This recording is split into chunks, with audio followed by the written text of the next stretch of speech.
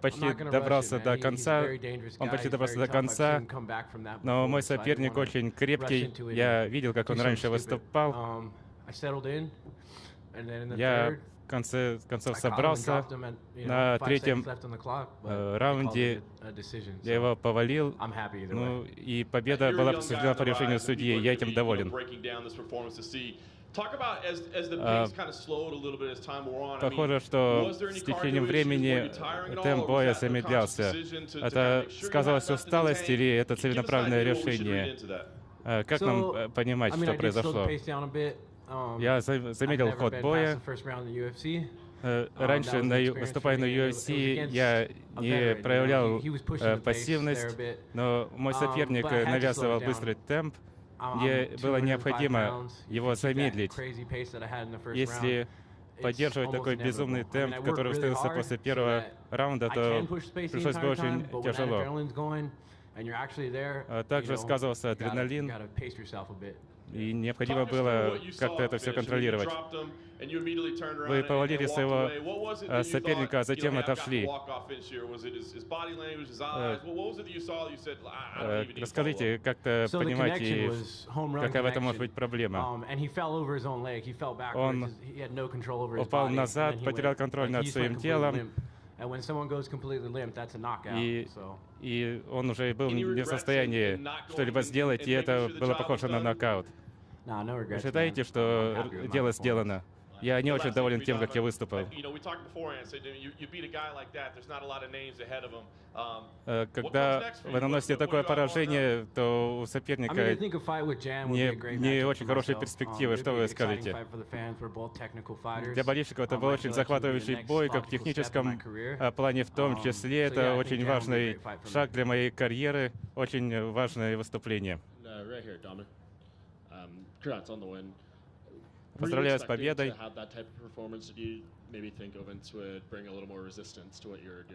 Возможно, вы ожидали, что ваш противник окажет более активное сопротивление.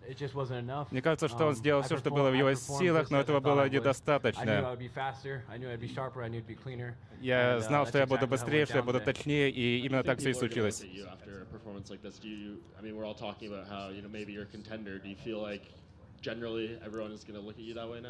Как вы думаете, к вам будут относиться после этого сражения? Да, я действовал быстро, я хорошо выбирал моменты для своих атак, и я действовал непредсказуемо. Что еще здесь можно просить? Был нокаут. Я бы хотел, чтобы был, но не было. I would like to try to find that out, of course, yes. And is the fight with Jan interesting? I mean, you two are both right now on the longest winning streaks right now. Очень интересный бой, у вас очень продолжительная серия побед. Yeah, I mean, my last fight I called out a guy that was 9-0. I was 9-0 at the time. Да, у меня было 19 побед и 0 поражений в то время. И теперь у меня 4-5 побед подряд. Вы собираетесь сейчас сделать перерыв или в скором времени вы снова выступите? Я еще не определился, возможно, в следующем году, но мы посмотрим еще. Мы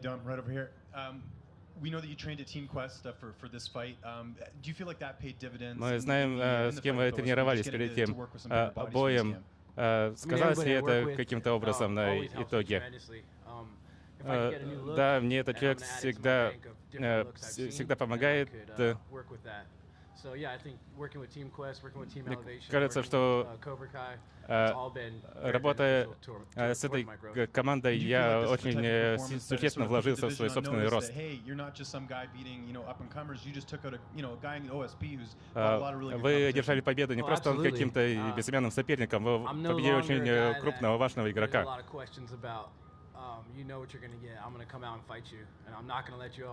Да, я сказал, что я выйду, я буду с тобой биться, и я тебе спуску не дам. Да, получается, что я теперь занял его место. Что будете делать дальше? Я вернусь я вернусь к тебе, буду организовать вечеринку с друзьями. Поздравляю с победой. А что вы испытывали? У вас был очень опасный соперник, у вас начался грэпплинг. Когда это случилось, вам показалось, что он очень сильный, или вы думаете, что сможете его побороть? Да, я ощутил, что он действительно сильный соперник, но я был намного быстрее, я действовал более технично, намного более технично.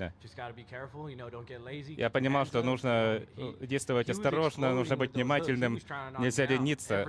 Его хуки были очень взрывными, он активно нападал. Я давал этому отчет, и все необходимо на все это обращать внимание, это очень важно. Получается, что вы действительно сильный боец в легкой весовой категории. Да, так и получается. Я его выбил, в конце концов. Он был на 7-й позиции, я был на 12-й. Теперь я, видимо, выхожу в топ-10. Спасибо, поздравляю. Спасибо.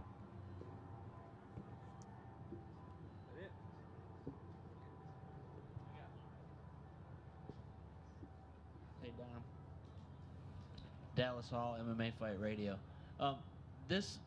When I saw this come up on this card, the biggest card of the year, it almost seemed as if it was like a showcase for you. Showcase for you to come out and prove yourself against a guy who's fought against the likes of John Jones, people like that. Having said that, how do you feel that you showcased your skills in this fight to all of us and to the public? I feel I showed my diversity, and my takedown defenses and my ability to grapple. I showed that I don't just have a left hand, which, by the way, дело не в сильных ударах левой рукой. У меня очень богатая тактика, я могу на ходу ее менять, я могу делать плавные, перетекающие друг друга движения. Я боец легкой весовой категории, я считаю себя одаренным.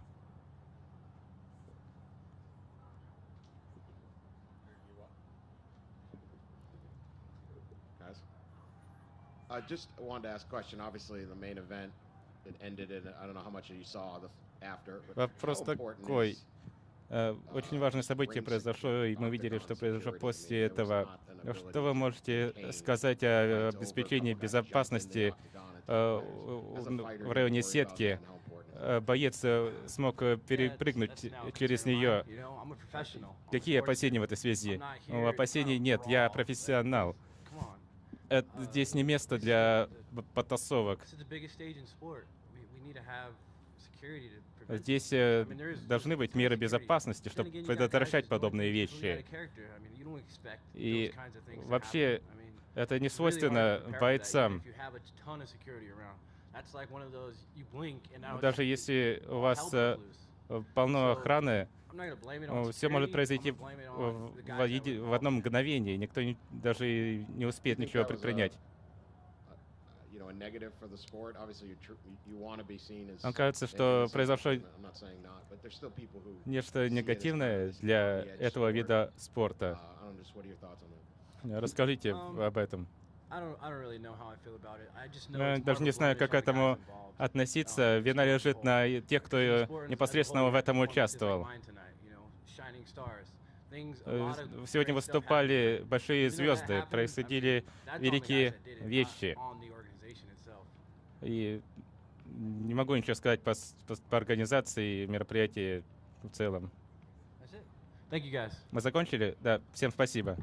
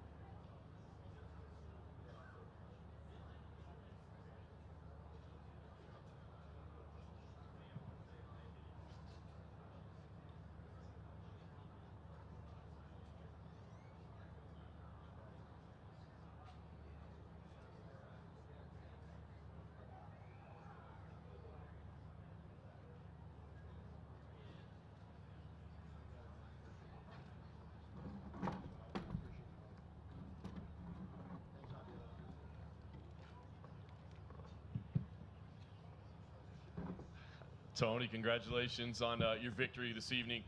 We saw the emotion that you had after the fight. Can you just talk about what this victory, what this moment means to you after all that you went through? It was such a crazy mixed emotion, I couldn't even tell. It wasn't even crying, it wasn't even laughing, it was like all of the above. I don't want to bore you guys with my speeches or anything today. I left it all in the cage. I really did. It's been a long, long year for me. You guys have no idea the stuff that I went through. I think you guys have seen a little bit, but tonight I went in there and I did it lyrically. So you guys saw me in there fighting my heart out. Yeah. I know you were confident in your healing and the surgery and everything, but when he comes out and just kicks your leg right off the start of the fight, was there even a moment of hesitation or a second where you paused or anything along those lines? No, I smiled. And as soon as I smiled, he smiled back. I think that was the pinnacle of the moment where we decided that we were going to have fun in there. And we were just going to let it all go. He had no answers for my inside leg kicks. He was blocking a lot of my punches and he was bunched up. This camp, we utilized baseball. Baseball was one of the things in my camp that I had was the sand lot. So we were throwing fast pitches at him and he was blocking. So I had to throw a couple change-ups and I was missing a little bit. So I had to throw some curveballs at him. I had to get him to start swinging a little bit to open himself up. And once I did, his conditioning was checked. I made him quit. You definitely got hurt for a second. Can you tell us kind of what you remember about that and what was going through your mind as you battled back? I wouldn't call it hurt. Check this out. I don't spar. I haven't sparred in probably about 4 or 5 years. Yeah, check that out, okay? I have a good group of people that I rely on that we really do they coach me and they drill me, and I have to rely on my own methodology of just my training from previous sports. When I do that, you don't want to take too many hits to the head or to the body anymore in sparring. You don't need to do that, especially at this high level where I'm at. I'm the fucking champ. You guys realize that, right? I've been the champ. I am the champ. You have these two knuckleheads over there making this sport look bad. So when I had that media scrum over there and I yelled at all you guys, don't be feeding that bullshit. Straight up. I am the champ. I don't have a belt up here. I don't need to have a belt up here to be the champ. So if you guys want to feed that, go ahead. Put that in your pocket and take it with you. But what I'm doing here is cleaning up the sport. This is an Olympic level type of sport and it needs to be cleaned up. I've been training like an Olympian. I've took so many different things out of my life that I didn't need anymore. And I just felt lifted. So awesome. Such a great feeling. Well, and you mentioned the main event. It seemed like you would be in line for the winner. I mean, that would be the fight that makes sense. After what you just saw, help us understand what should come next. I mean, there's people saying Khabib should be stripped for his actions. There's other people saying, you know, put a rematch together because it'll sell millions on pay-per-view. Give us an idea of what you saw, what you thought of it, and what it should mean for you. Khabib and I deserve to fight. We need to fight for the 5th time. We need to try this out again. He is the champ. I was the interim champ. I'm still the fucking champ. There's no BS in this. Conor does not want to fight me. I saw him when we were walking out to the weigh-ins. He walked up, he did his strut, I turned around and he fucking stopped. He looked like a deer in headlights. Nobody wants to be trapped inside that cage with me. They don't want to get cut by my elbows. They don't want to get hit by any of my kicks, and they don't want their conditioning checked by me. I'm a different animal than these guys. They want to be animals inside there. I'm the dog catcher, guys. All right? I got a noose for them. Tony, right here. Anthony Pettis' corner, they stopped the fight. Could you realize did you know that he had broken his hand? I think he said he had shattered his hand. First off, could you tell that something was going on with his hand? And second, what do you think about corners? I mean, we've been saying this for a while that we need to see more corners stopping fights where they think their fighter can't go. What's your thoughts on his corner stopping that? Anthony Pettis is not a quitter. He battled probably the best fighter that I could probably be in this fight.